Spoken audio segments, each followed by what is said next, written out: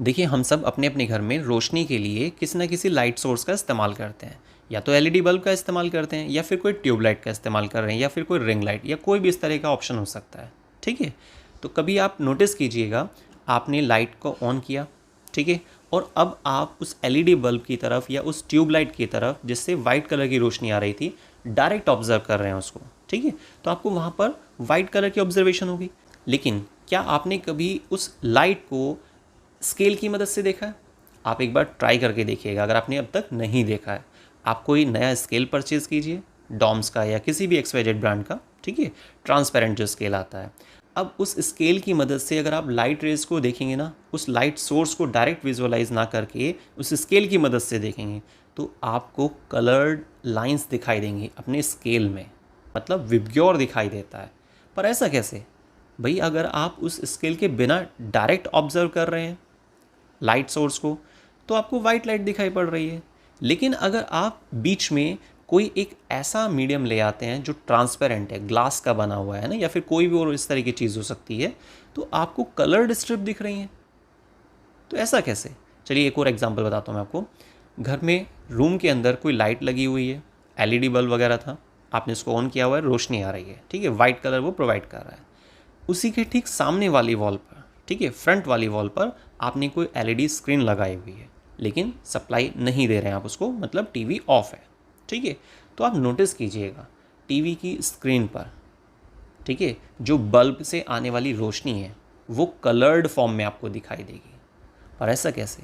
आपने बल्ब की तरफ देखा तो वाइट कलर की लाइट रेस प्रोवाइड कर रहा है, लेकिन फिर ऐसा कैसे हो रहा है?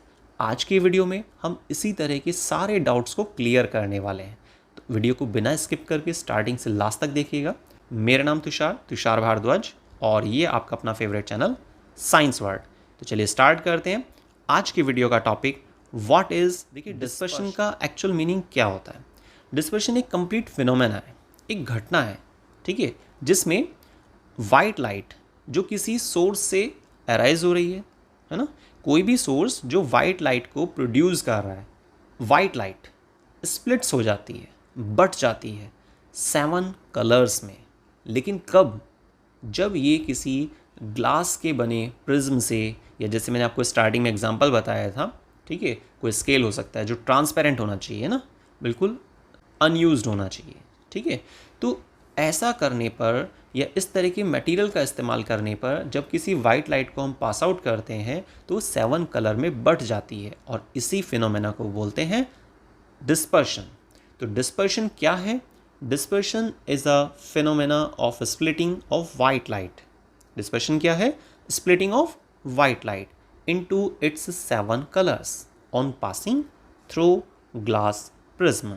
तो जब ग्लास के बने प्रिज्म से या इस तरह के किसी और मटेरियल से आप वाइट लाइट को पास आउट करते हैं, तो 7 कलर्स में बट जाती है, डिस्ट्रीब्यूट हो जाती है, स्प्लिट्स हो जाती है। पर 7 कलर में ही क्यों बट रही है? कभी 8 भी हो सकते थे भाई, 6 भी हो सकते थे, पर ऐसा नहीं होता, 7 में ही बटती है, क्योंकि 7 कलर से मिलकर बनी होती है वाइट लाइट। ये इस चीज़ का एक प्रैक्टिकली प्रूफ है। ठीक है। तो out of 7 colour, red colour has a more wavelength. In 7 colour में से रेड कलर की वेवलेंथ सबसे ज़्यादा होती है, और वायलेट कलर की वेवलेंथ सबसे कम होती है। अब देखिए इसका सीक्वेंस पैटर्न क्या होता है, मैं आपको बता देता हूँ एक बार। सबसे नीचे V, I, B, G, Y, O, R। ठीक है। तो नीचे से अगर आप ऊपर की तरफ देखते हैं तो वेवलेंथ लगातार बढ़ती जा रही है। कैसे हो रही है वेवलेंथ?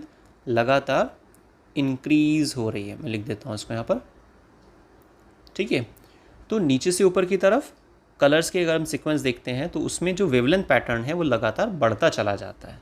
तो V मतलब वायलेट, I मतलब इंडिगो, B मतलब ब्लू, G मतलब ग्रीन, और Y इंडिकेट करता है येलो को, O ऑरेंज को, और R रेड को। और जो रेड कलर होता है, सबसे ज़्यादा वेवलेंथ होती है रेड कलर की। ठीक है। वायलेट की वेवलेंथ सबसे कम होती है। तो मैंने लिख दिया यहाँ पर लेफ्ट साइड में कि नीचे से ऊपर की तरफ आने पर लगातार वेवलेंथ बढ़ती रहती है। ठीक है। वेवलेंथ के लिए सिंबल भी आप यूज़ कर सकते हैं लैम्डा, इस तरीके से बनाया जाता है। क्लियर? तो चलिए ये तो बात हुई कि भाई वेवलेंथ पैटर्न किस तरीके से होता है, लेकिन डिस्पर्शन क्या है? एक ऐसे फिनोमेना जिसमें वाइट लाइट, कोई भी वाइट लाइट जब किसी ट्रांसपेरेंट मटेरियल मीडियम से पास आउट होती है, जैसे मैंने आपको बताया ग्लास के बने प्रिज्म से पास आउट होती है, तो 7 कलर में डिस्ट्रीब्यूट हो जाती है। ये इस बात का एक प्रैक्टिकल प्रूफ भी है कि भाई वाइट कलर की जो लाइट रेज होती है वो 7 कलर के मिलने से बनी होती है। अगर आप 7 कलर्स जो बने हैं उसके आगे की तरफ प्रिज्म को उल्टा करके लगाते हैं तो फिर दोबारा से सातों कलर मिक्स हो जाते हैं और वाइट लाइट इमर्ज होती है। क्लियर? चलिए अब आगे कुछ और इंपॉर्टेंट पॉइंट है, उनको डिस्कस करते हैं। देखिए first point, cause of dispersion is that different color of white light having the different wavelength that deviate through different angle on passing through a prism। Simple line है, यहाँ पर reason को explain किया जा रहा है। जब आप किसी वाइट लाइट को किसी प्रिज्म से, ग्लास के बने प्रिज्म से पास आउट करते हैं तो 7 कलर में बढ़ जाते हैं। सीक्वेंस क्या होती है, उसका पैटर्न कैसा होता है? सबसे नीचे V होता है, फिर I, B, G, Y, O, R। ठीक है, रेड कलर की वेवलेंथ सबसे ज़्यादा है और वायलेट की वेवलेंथ सबसे कम होती है। तो ये जो वेवलेंथ अलग अलग है ना, अलग अलग कलर की अलग अलग वेवलेंथ है, तो इनका डेविएशन भी अलग अलग होता है। डेविएशन का मतलब क्या होता है? झुकाव। ठीक है, डेविएशन जो एंगल जनरेट होता है उसको क्या बोलते हैं? Angle of deviation. मतलब कितने एंगल से कोई लाइट रेज बेंड हो पा रही है। ठीक है, और जब वेवलेंथ अलग अलग है, अलग अलग लाइट रेज की, तो उनका झुकाव भी तो अलग अलग होगा ना। पर सबसे कम कौन झुकेगा? Red colour. रेड कलर में लीस्ट डेविएशन होता है और वायलेट कलर में मैक्सिमम डेविएशन होता है। ठीक है, रीज़न वेवलेंथ है।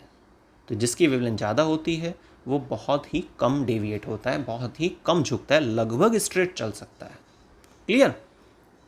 जैसे कि चौराहे पर रेड कलर का इस्तेमाल किया जाता है रुकने के लिए, पर ऐसा क्यों, क्या उसका रीज़न है, उसको हम डिस्कस करेंगे आगे नेक्स्ट वीडियो में। ठीक है, चलिए अब आते हैं सेकेंड पॉइंट पर, विजिबल स्पेक्ट्रम। विजिबल स्पेक्ट्रम क्या है? ये जो मैंने आपको भी सीक्वेंस बताई है ना, जिसमें हम V, I, B, G, Y, O, R ये सारी एक कलर्स के सीक्वेंस लेके चल रहे हैं, यही है स्पेक्ट्रम। इसी पर्टिकुलर सीक्वेंस को बोलते हैं, जो वेवलेंथ के अकॉर्डिंग डिज़ाइन की हुई है, उसको कहा जाता है स्पेक्ट्रम। विजिबल स्पेक्ट्रम मतलब जो कलर्स हमें दिखाई पड़ रहे हैं, इसलिए नाम विजिबल ऐड कर दिया इसमें। तो band of 7 colour obtained on a screen is called spectrum. ठीक है, तो आज के वीडियो में आपको 2 टॉपिक क्लियर हो गए। डिस्पर्शन क्या होता है, विजिबल स्पेक्ट्रम क्या होता है, और इनके एक्चुअल जो मेन वर्ड्स हैं, मेन जो लाइंस हैं, वो भी आपको क्लियर हो गई होंगी। ठीक है, और रीज़न क्या होता है किसी कलर के बैंड होने का, कितना वो बैंड हो सकता है, वो सब चीज़ें डिपेंड करती हैं उसकी वेवलेंथ पर। ठीक है, अब देखिए नीचे एक डायग्राम बना हुआ है, यहाँ पे थोड़ा सा मिसप्रिंट हो गया है। ये जो V है मतलब वायलेट, फिर ब्लू, यहाँ पर बीच में यहाँ पे I भी आएगा। ठीक है ना, मैंने आपको बताया था ना सीक्वेंस अभी, वायलेट, इंडिगो, ब्लू, इस तरीके से बाकी सब लिखे हुए हैं यहाँ पर। तो V और B के बीच में I और ऐड कर देना। आप खुद से बना के देखिएगा, उसको प्रॉब्लम लगेगी कुछ भी तो आप प्लीज़ कमेंट कीजिएगा। ठीक है, तो विजिबल लाइट यहाँ पर दिखाई जा रही है, मैं इसको थोड़ा जूम कर देता हूँ। ठीक है, तो विजिबल लाइट जब किसी प्रिज्म से पास आउट होती है, टकराती है, और उसके बाद वो बैंड लेती है। ठीक है, और नेक्स्ट जब फाइनल इंटरफेस से वो बाहर निकलती है तो वहाँ पर सिंगल रेज नहीं होती हैं, वहाँ पर 7 अलग अलग कलर्स देखे जाते हैं। ठीक है, अब नोटिस करना आप, जो स्टार्टिंग में डॉटेड लाइन बना रखी है, इस डॉटेड लाइन से रेड कलर का झुकाव काफ़ी कम है, लेकिन ऑरेंज का और ज़्यादा है, येलो का और भी ज़्यादा है, ग्रीन का और ज़्यादा है, ब्लू का और भी ज़्यादा है, और इंडिगो जो लाइन यहाँ पर मिसिंग है उसका और ज़्यादा है, और वायलेट का सबसे ज़्यादा है। ठीक है, तो वायलेट सबसे ज़्यादा बैंड होता है। क्यों होता है सबसे ज़्यादा बैंड? भाई वेवलेंथ कम है ना, इसलिए सीधा कारण है। और ये जो सीक्वेंस है, ये जो कलर्स की सीक्वेंस है वेवलेंथ के अकॉर्डिंग, स्क्रीन पर जो हम देख पा रहे हैं, उसी को कहा जाता है स्पेक्ट्रम। ठीक है, तो आपको आज की वीडियो में स्पेक्ट्रम क्या होता है, स्पेक्ट्रम का रीज़न क्या है, कैसे पता चल सकता है कि कोई कलर कितना बैंड होता है, और डिस्पर्शन क्या होता है, ये सारी चीज़ें आपको बहुत अच्छे से क्लियर हो गई होंगी। और अगर आपको वीडियो बहुत पसंद आती है तो लाइक, शेयर, सब्सक्राइब करना मत भूलिएगा। मिलते हैं नेक्स्ट वीडियो में साइंस के एक नए टॉपिक के साथ। इसी तरह सपोर्ट करते रहिए साइंस वर्ल्ड चैनल को। वीडियो को स्टार्टिंग से लास्ट तक देखने के लिए बहुत बहुत धन्यवाद।